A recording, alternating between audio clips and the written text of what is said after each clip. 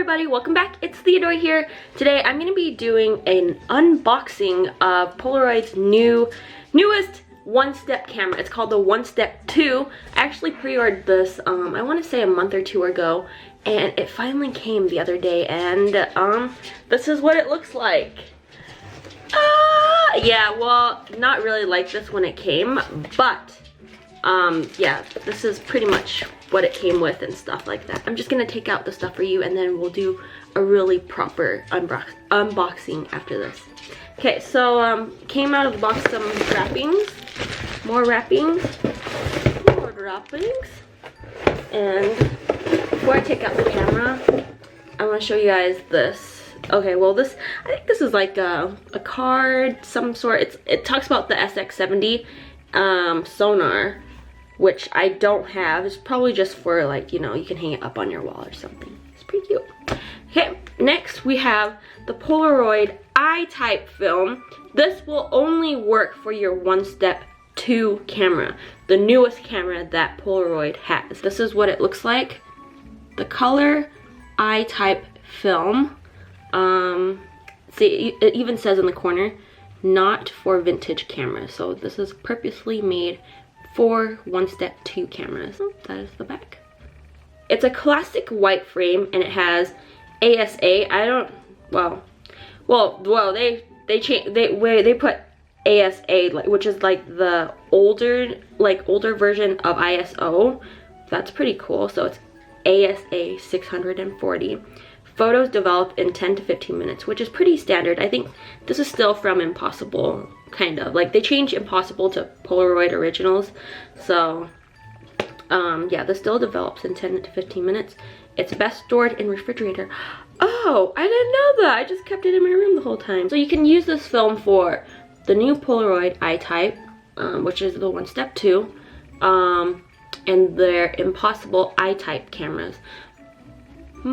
Interesting. This is so cool. Okay, this is the Polaroid OneStep number 2. I was pretty excited when I saw on my newsfeed on Facebook that they were releasing a OneStep 2 camera, which means that Polaroid is coming back to us, guys. With something like this coming back, you know there will be more cameras like this coming back in the future, so that's pretty exciting. I went with the white version. There is also a black version. I was really hesitant about getting the black and the white version. I wasn't sure which one I should get. I really liked the matte black that they had, but I was like, this looks pretty cool and it looks like their OneStep. I think it was the SX70 OneStep or something, I can't remember, but it looks pretty similar, and I really like how that one looks like. And I also really like this rainbow yellowy colorful stuff. So yeah, this camera does not use the batteries inside of these don't have batteries inside of them anymore, so that makes it cheaper to buy the film for this camera because it doesn't require a battery. So yeah, that's the upside of buying this model. Let me read to you guys what it says in the back, okay? The next step. Inspired by the original OneStep camera from 1977, the Polaroid OneStep 2 is an analog instant camera for the modern era. It takes a moment and turns it into something you can hold, something you can share, something real. Now, I saw the interview with the Polaroid original CEO guy, and they were just talking about, you know, like, I don't know why the CNN interviewer would even mention, like, how can you compare yourself with an iPhone? This is totally different. This isn't an iPhone. Like, how can you compare Polaroid's picture, like an actual picture, to an iPhone? I was mind blown. I wasn't sure where she was getting any relevance from. With Polaroids, it's something that you can hold, and that's what I like about Polaroids. So yeah, that's why I bought it. Alrighty, let's get unboxing.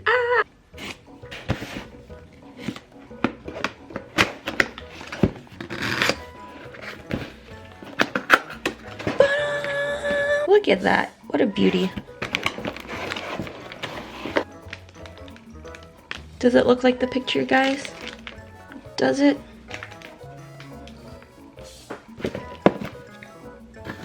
This almost looks like the logo from the Impossible project, no? Am I right? This is the OneStep 2 iType camera user manual. We got this Polaroid original sticker. Nice. Nope, that's the last of it. No more. Micro USB charging cable. The neck strap. It would have been more fun if this was like colorful, but whatever. When I try to take a picture, this thing flashes because it's telling me there's no film. Whoa, what is this? What is the meaning of this? There's a foil here. How am I supposed to take it out? Whoa, what's this? How to make great photos.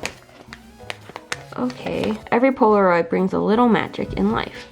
Next. But as you guys can tell, there's like no holes on the bottom where the battery is supposed to be exposed. So this is just plain film. There is no battery in this film. Alright, let's insert. Whoa! So this camera actually takes iType film and 600 film. And this battery on this camera actually lasts for 30 days or 60 days, I can't remember. There's an arrow, so I insert it this way. Whoa! Look, it even has this frog tongue that comes out. Boop, boop. I don't know if you guys know that or not, but with the Impossible Project, they were actually selling these frog tongues on their website for use with the vintage cameras. Okay, so now I'm just gonna show you guys a little bit around all over the camera. So these little holes, they're for your camera strap, your neck strap, your neck strap. Located in the back of the camera, there is this button so that you push, if you don't want flash.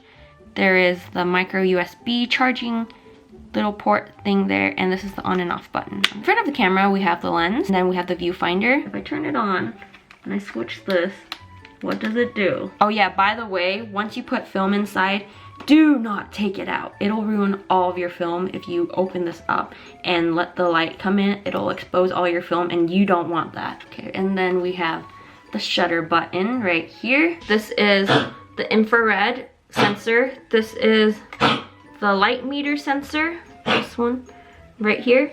And then this is the light and dark, like depending on how much exposure you want your photos to be. And then also located in the front of the camera is a timer button. So if you have this on a tripod mount and you need like a whole group of people to take a picture, you can push this button, notify me. Oh, it's just red.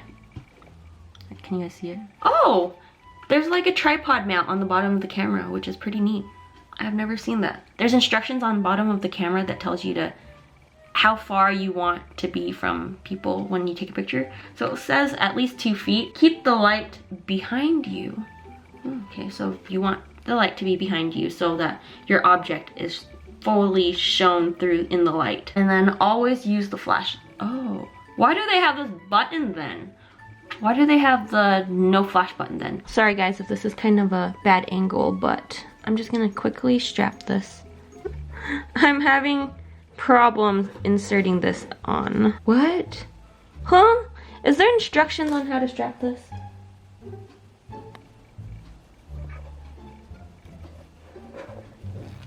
I got it! I did it! I did it! Okay, so I did some adjusting, and before it was like way down here. Now I adjusted it so it's just like right on my hip. I just feel like it's safer right here. Let's go take pictures. Ooh. It's going to be my first attempt of taking pictures of my dogs. We're at the dog park right now and I hope it works. Jackie, sit. Jackie, sit down. Jackie, come here. Jackie, come here, boy. Jack, you are too distracted. Let me sit. Okay, I'm gonna take a picture now. Jackie, come here, boy. Jackson! Jackson! I'm just gonna take a picture of Sammy. Sammy, sit! Sammy! In case you guys missed it, I took a picture of Sammy and I haven't taken that out yet, so I'm gonna take it out now. Jackson, come here, boy! Come here! Come here! Come here! Ah! What? It didn't take a picture. Sammy, sit! 1, 2.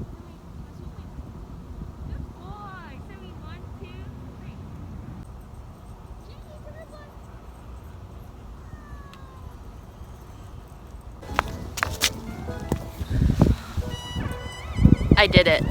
At the dog park, I was able to take 3 pictures. And we're gonna look at them now. The back of these pictures say Polaroid too, guys, like the original Polaroid. That's so cool. One thing I do want to point out is that when you take a picture, for every picture you take, one of these LED lights, they turn off. So I took 3 pictures, so 3 LEDs turned off. And now I am left with 5 pictures. Pretty cool, huh? This was the first picture I took. This was in direct sunlight. This is when the sunlight was coming from this way. I think I really like the way this picture turned out. Maybe it's because of that green, it gives it a really nice contrast. But yeah, this one turned out really good. And this one was also in direct sunlight. Only one thing that I want to complain about this is that I was clearly focusing, like I was looking through the viewfinder and I was looking at my dog.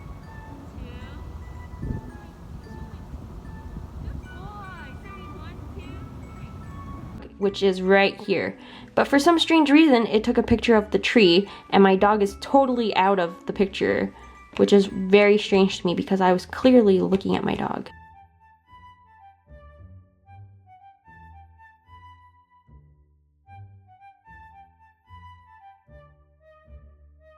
Overall, I thought this product was very good. I think it's very durable. It's fairly light. I didn't seem to even like feel it while I was putting it on my neck and whatnot, but it is bulky. Like, I don't want to hit people or hit this on things and totally destroy the camera or even like hurt other people because it's fairly bulky. You just got to deal with the bulkiness. There's no way to get out of the bulkiness, but I like it. It's very good so far, other than the one part when I was trying to focus on my dog and it didn't focus on my dog.